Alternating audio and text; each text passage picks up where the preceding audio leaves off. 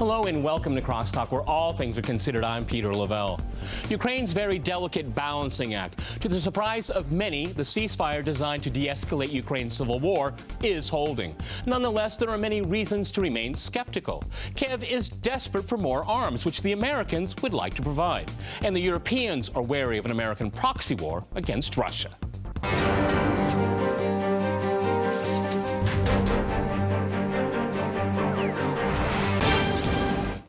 To CrossTalk Ukraine Civil War, I'm joined by my guest, Seamus Millen in London. He is a columnist and associate editor at The Guardian. Also in London, we have Marcus Papadopoulos. He's the editor of Politics First magazine. And in Washington, we call Sir James Carden. He's a contributing editor to the National Interest magazine. All right, gentlemen, CrossTalk rules in effect. That means you can jump in anytime you want, and I very much encourage it. Seamus, I go to you first in London. There seems to the good news is there's a lull in the fighting. We don't have too many casualties being reported on both sides of this conflict in Ukraine. But on the other side, the pit bulls under the carpet are the chatter going between Washington and Berlin. Now, there are two capitals that are certainly not on the same page when it comes to Ukraine. No, that's true. I mean, I think, it's good that there's a lull in the fighting. It's good that the heavy weapons have been pulled back since the Minsk agreement. But I think not many people expect that effective semi-ceasefire to hold for very long, because the underlying problems haven't been resolved. And as you say, there is a concerted drive, not just in Washington, but in other European capitals, including here in London, to talk up the so-called Russian threat, to talk up the demand for heavy weapons to be transferred to the Kiev government. And in this country, in Britain, we've had the Defense Secretary and the Foreign Secretary saying that Russia is now the greatest threat to Britain, that it's on a par with IS or worse, that that we're facing a kind of existential battle with Russia. And that has a very difficult history, and I think it's a very dangerous turn of events. And you've got a situation in Washington where the old alliance from a decade ago between the so-called neoconservatives and liberal interventionists on both sides of politics, in mainstream politics, has been kind of revived. And there's really quite heavy pressure to escalate this conflict. And again, that's found its echo here and in other parts of Europe. Now, France and Germany have resisted that up to this point. But, we have a situation where, as well as American troops, British troops have been sent to Kiev as so-called advisors. We all know what the history of military advisors in Western-led conflicts has amounted to. And of course, it's also in direct breach of the Minsk agreement of last month, which Article 10 of which stipulates the withdrawal of all foreign forces.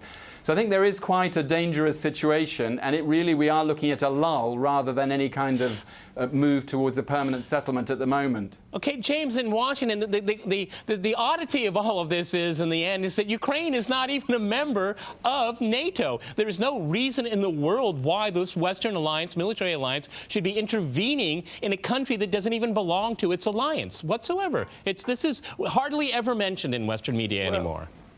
Well, that's true, but I think for a lot of the proponents of the policy, it's sort of beside the point. What the proponents of arming Kiev really believe is some sort of revived idea of the domino theory. The domino theory got us into such trouble in Vietnam. The theory was if we didn't fight the communists in Vietnam, Laos would fall, Thailand would fall, et cetera, and all of Asia would become communist. Well, the idea now is that if we don't fight Putin in eastern Ukraine, then Putin will make his way towards the Baltic states and Poland.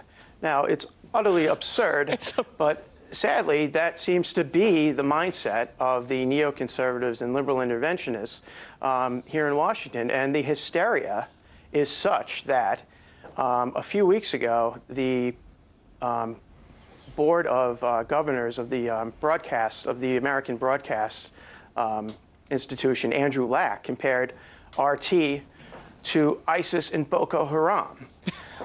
So it seems to me that there isn't a lot of reality informing the opinions of policymakers and pundits.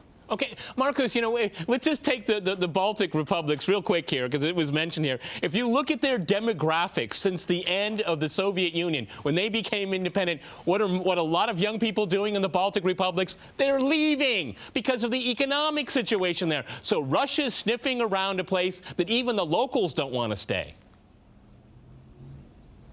Well, it's absolute nonsense. I mean, last year we heard talk about how Russia poses a threat not just to the Baltic states, not just to Ukraine, but also to Poland and also to Finland, because Finland, don't forget, used to be a part of the Tsarist Empire. So it really is just extremely unintelligent comments that we're hearing. And we have to keep on getting out the message time and time again that the root of the conflict in Ukraine is a result of Washington, since Ukraine's independence in 1991, trying to bring Ukraine into the West's orbit, into NATO.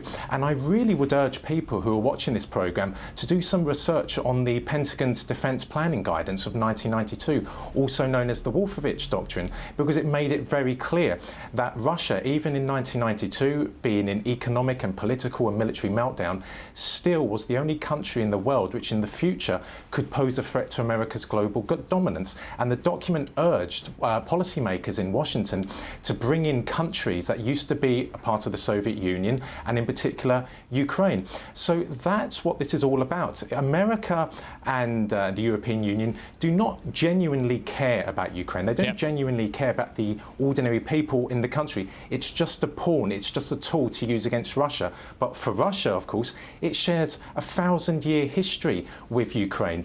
It has extremely close connections with Ukraine, and Ukraine is of paramount importance when it comes to Russia's national security. Russia cannot back off from Ukraine.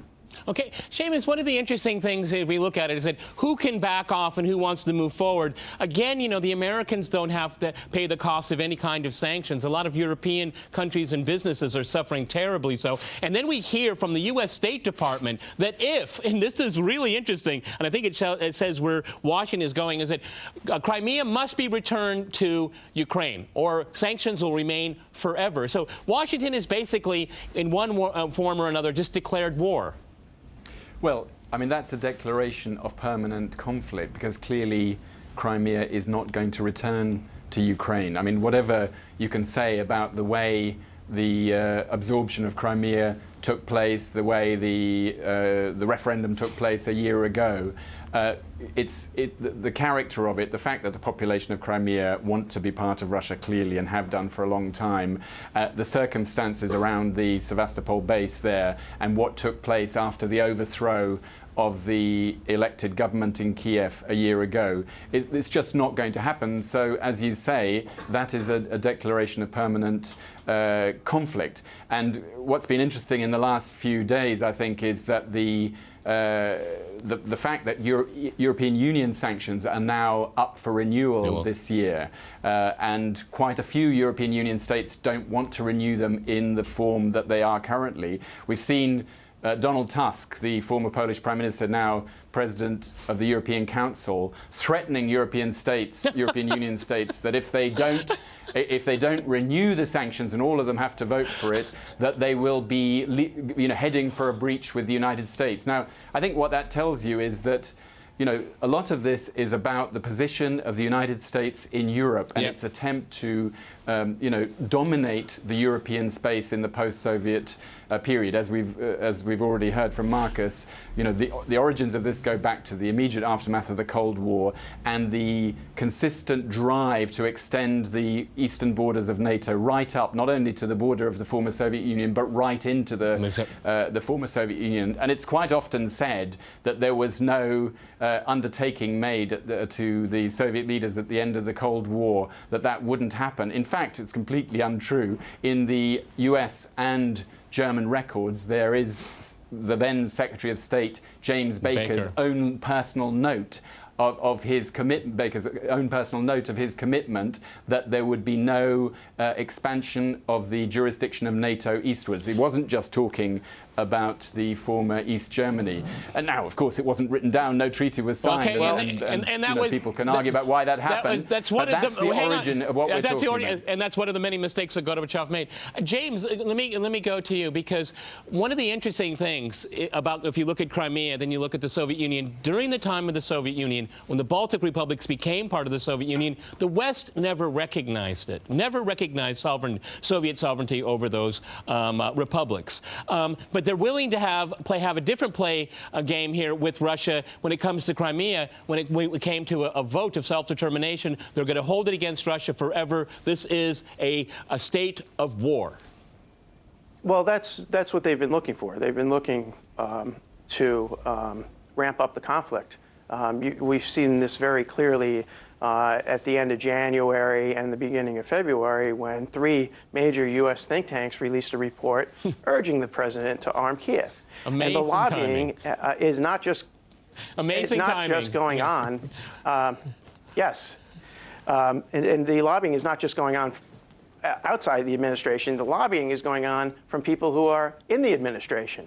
So we have a spectacle of the Defense Secretary, Ashton Carter, the chairman of the Joint Chiefs, Martin Dempsey, the head of the intelligence community, James Clapper, and of course, Ms. Victoria Nuland, all lobbying the president quite publicly to arm Kiev. And I think that this situation in Washington is almost unprecedented. I mean, during the Carter administration, some of the foreign policy battles would become public, fights between Brzezinski and Vance, and during the Reagan administration, you had battles between Schultz and Weinberger. But this sort of overt lobbying by people who are supposed to be working for the president is sort of extraordinary. All right, on that point there, gentlemen, we're going to go to a short break, and after that short break, we'll continue our discussion on Ukraine. Stay with RT.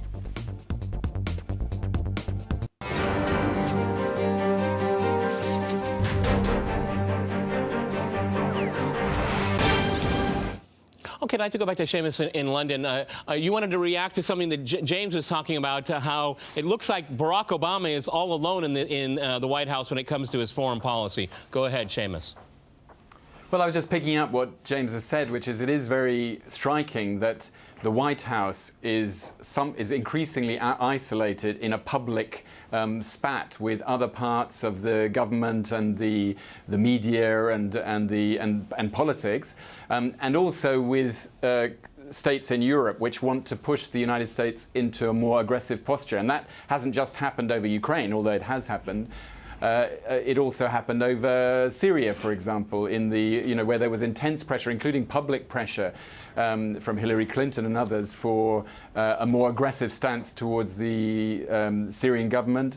And it happened at the time of the Libyan war, which ended so disastrously and so differently from what we were promised 4 years ago, where Obama was pulling back and he was being pushed ahead by the Cameron government and the French government at the time, Sarkozy, the president at the time, to take a more aggressive interventionist line. We're seeing this a lot. And of course, as the Obama administration weakens, as Obama himself weakens in the run-up to the end of his time in office, I think we're going to see more of that. But I mean, it's being played out not only in Washington, but between Washington and different capitals in Europe. Okay, Marcus, let me go to Marcus in London, because I think, Seamus is absolutely right here. But again, what's on the agenda is almost comparing apples and oranges here. Here we have Washington. I'm going to reference Victoria Nuland's testimony to the Senate, which was Orwellian. I mean, unbelievable propaganda now coming out of her. And then we have the issue of what is reality on the ground in Ukraine. That country is facing meltdown, financial meltdown. Look at what the IMF is saying. The IMF is even saying, we don't even think this is going to work. And that's their plan B. And it's not a whole lot of money. That economy is in a free fall. And then there are folks in Washington say they just need more tanks and drones. I mean, this is really a discourse that is in different parallel universes.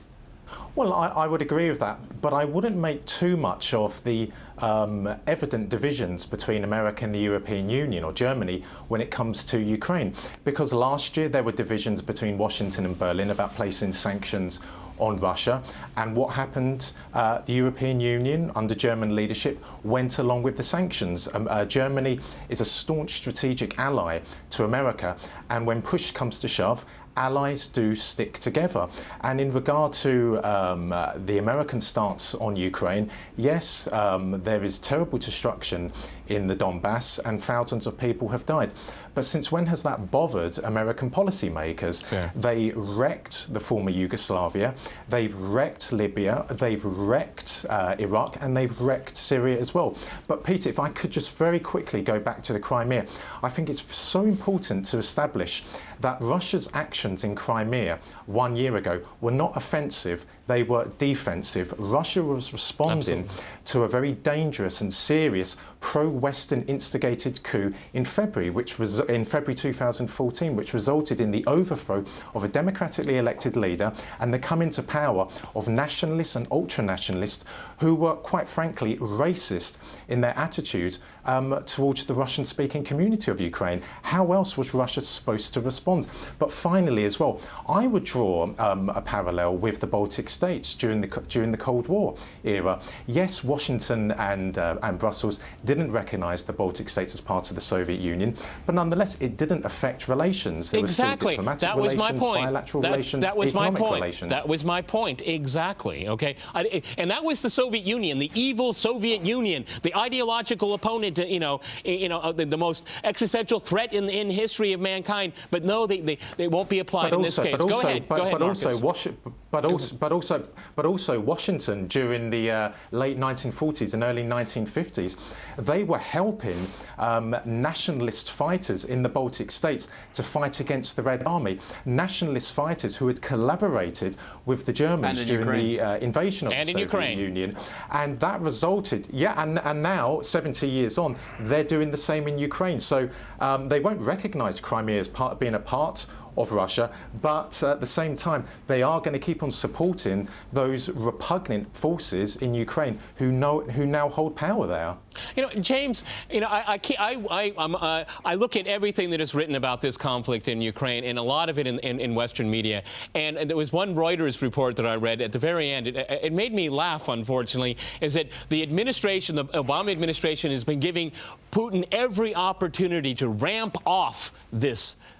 Give them a way out. And then I listen to Victoria Nuland's speech, her testimony to the Senate, and this is just to push to the limits. And one of the things I've said for an entire year on this program is that Russia does have limits, and if you want to go down the path of conflict, Russia will be prepared for that. But it seems like everybody in Washington thinks they can bluff their way through this, like they've bluffed their way through so many other conflicts. The only difference is the country that they're trying to bluff has nuclear weapons and is a very large economy. Yes, I mean, Nuland's testimony was downright hilarious. She said that Crimea is being subjected to, quote, a reign of terror under Russia. That's an interesting spin that I hadn't heard yet. The fact of the matter is that we are now deep into a new Cold War. We see this now on Monday with Russia announcing that it's putting its northern fleet on full alert. The American press seemed to be confused or puzzled by why Putin would do such a thing. Only about a month ago, NATO forces were within 300 yards of the Russian border in Estonia. NATO has been carrying out operations and exercises in Poland and in Ukraine. So this idea that we can continue to move the border of NATO ever eastward without drawing a response from Russia is extremely foolish, but it hasn't seemed to have dawned on any of the policymakers here in Washington that is a dangerous and foolhardy thing to do. Seamus, one of the interesting things I observe sitting here living in Moscow is that not very many people are learning Russian in the West right now. They did during the Cold War, but today they are not. But in Russia, a new generation is learning English and quite sophisticated and very well educated, and they read the Washington Post, they read the Financial Times, and they just think, what kind of people are running America, the UK, giving advice to Brussels? Because they sound like a group of lunatics that don't know their history, don't know their cultures, don't know about geopolitics. And you know what? To kind of sum all of that up, that just makes President Putin even more popular in Russia because people see their country is being threatened by people that don't know what they're talking about. Well, I think it's true that you know, the ratcheting up of this conflict in Washington and in Europe, I mean, it's something that really doesn't relate to most of the population living here. Most people in this country or in the United States, you know, in practice know very little about the Ukraine. All that they know about this conflict is what they're being told through the media, which is spun unbelievably heavily, and anything which contradicts the dominant story that's being told, whether it's about the far-right battalions currently operating in eastern Ukraine, the indiscriminate shelling of civilian areas in the Donbass, or the original overthrow of the elected government. If you talk about all that, that's said to be, you know, Kremlin propaganda and is, you know, left out of the story entirely. I mean, so, you know, it's increasingly unrelated to reality, the story that's told in the media in the West, I think. And the trouble with that is that it's winding up a conflict. It's intensifying the sense of a confrontation, preparing people for confrontation that they don't want. I mean, there isn't support for a confrontation with Russia in this part of the world. And I think, you know, what, you know, you were saying a moment ago that that it's being said that there's an attempt to offer Putin a way out and to wind down the conflict. I don't see that at all. At the moment, there's clear escalation, particularly coming from Washington, but not only. I mean, other capitals in Europe as well. And that's extremely dangerous. I mean, there is a way out. I mean, as has already been said, you know, there are ways of dealing with the Crimea issue as there were during the Cold War over the Baltic Republic, which don't need to mean permanent confrontation. But at the moment, that's not what's going on at all. We're talking up the arming, the sanctions, the confrontation. And I'm afraid, you know, the possibility of this running out of control, this confrontation running out of control between the two sides, without the intention on either side for that to happen, is definitely there. And I think, you know, we need to sound the alarm that this is a kind of thing that can spin out of control and be disastrous for everybody. Okay, Seamus, I want to go to Marcus. That's why I do so many programs on Ukraine. It's an alarm, gents. It's an alarm going off, because I agree exactly with that here. Because, you know, if we look at the Minsk, you know, Minsk 1 and Minsk 2, look at the origins of it. The DNA of both those agreements was what the Russians offered in the first place, okay? They're just tweaking it right now. Then we have Poroshenko saying he's going to implement it, and then he's looking over at Washington, give me some more arms here. You're right. Seamus is right. They're a small faction of people transatlantically pushing for a conflict. And you know what? They might get it because the Russians won't back down. But Ukraine has not just served as the first warning to Washington. We can go back to August 2008 when the war between Russia and Georgia occurred. That's when Washington should have learnt that Russia was no longer the Russia of the 1990s, when Russia was prepared in 2008 not to countenance NATO expansion any further to its borders. So that war with Georgia, which was brought about by the Georgian president at the time, Mikhail Saakashvili, who was, in simple terms, just a pro-Western stooge. That should have been the warning to Washington that if Russia can respond to Georgia in that way, then what's going to happen with Ukraine? Because, of course, Ukraine becoming a member of NATO serves as a far more formidable threat to Russian national security than Georgia being a member of NATO. But I think also it's fascinating to read the history of relations between Moscow and the West, because for hundreds of years there has been a major characteristic of relations between the two on behalf of the Americans and the British has been a racial assumption that the Russians, because they're Slavs, they're inherently a dangerous people, they're a barbaric people. That's a totally different topic, and we need to Russia. discuss it, but gentlemen, we've run out of time. Many thanks to my guests in London and in Washington, and thanks to our viewers for watching us here at RT. See you next time, and remember, CrossTalk rules.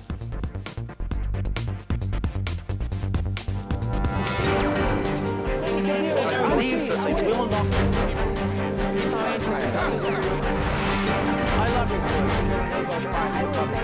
you.